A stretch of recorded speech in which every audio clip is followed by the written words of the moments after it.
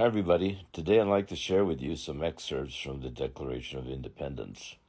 We hold these truths to be self-evident, that all men are created equal, that they are endowed by their Creator with certain unalienable rights, that among these are life, liberty, and the pursuit of happiness, that to secure these rights, governments are instituted among men, deriving these just powers from the consent of the governed.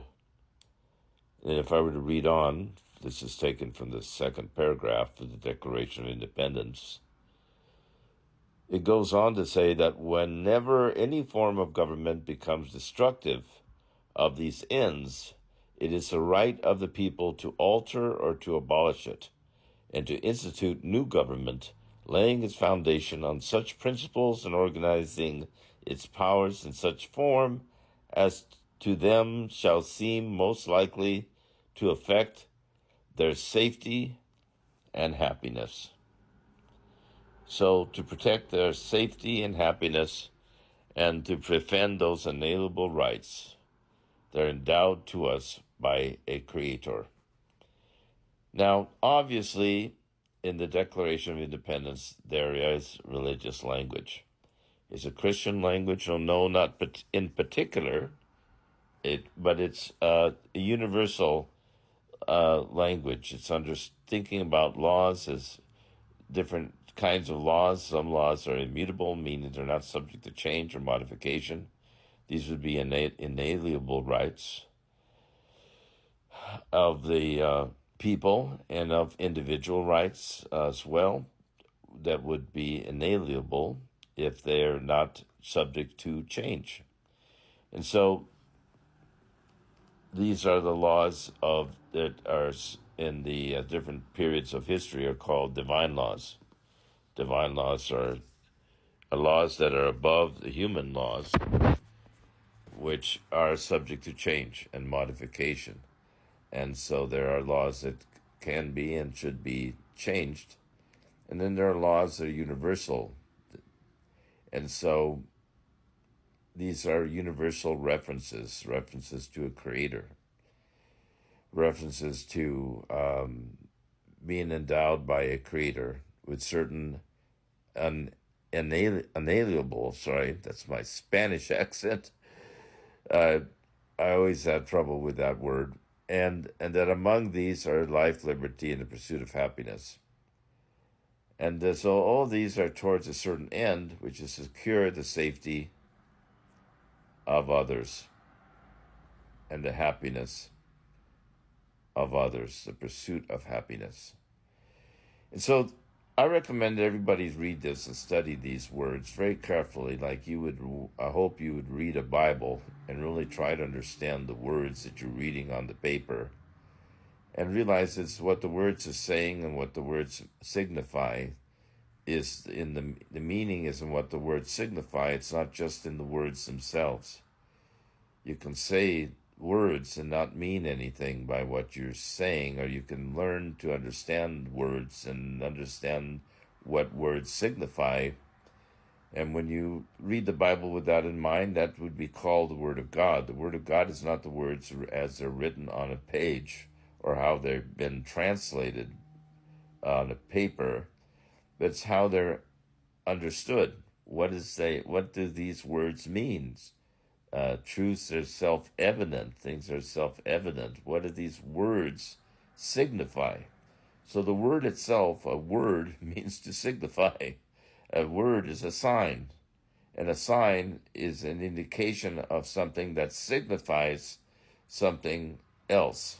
And so you learn that words are like numbers. They don't mean anything in themselves, but given a context, they do signify. Things are signified by words, and the words we speak are the words that we understand or we have no understanding whatsoever.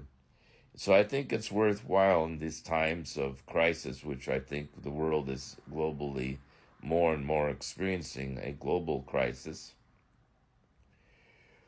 where people are becoming confused and lost in their words and not really understanding that words require that you have see assign a meaning with the words, and that you're not just babbling words, you know. Incoherent babble is just making assumptions and not examining those assumptions, and then presuming that you know something that you really know nothing about. So most people assume they know about the government and the Constitution of the United States and about freedom under the Constitution, but they don't, because they never really studied the language and learned from reading the document and from the language of the way the words are framed in the documents, what they mean, understanding what these words mean. And I believe we're coming more and closer to a time when everybody's going to have to want to learn to understand for themselves.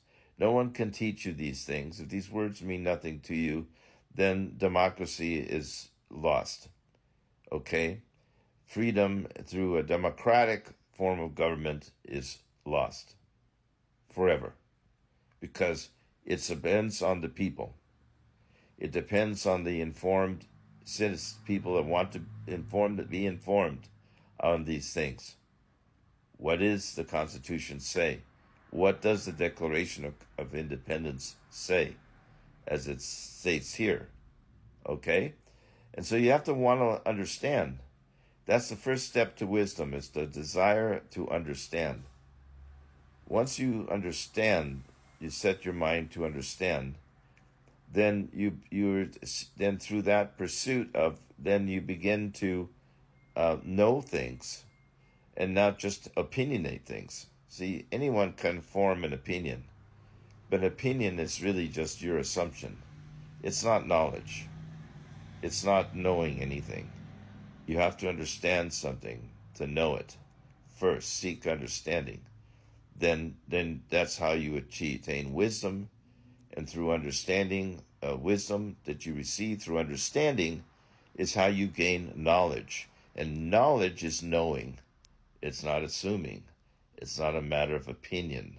It's not a matter of my opinion or your opinion. It's the matter of truth. What is true is what is immutable, is that you will know the truth, and the truth will set you free. And so the Constitution promises people protection for religion and from religion. Excuse me.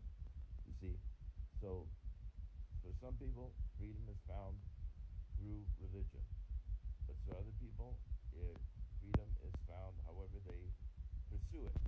Okay, not how I opinionate it, not how I think about it, not through my consent, but through the people's consent. Is how the government is to rule. Okay, and that includes our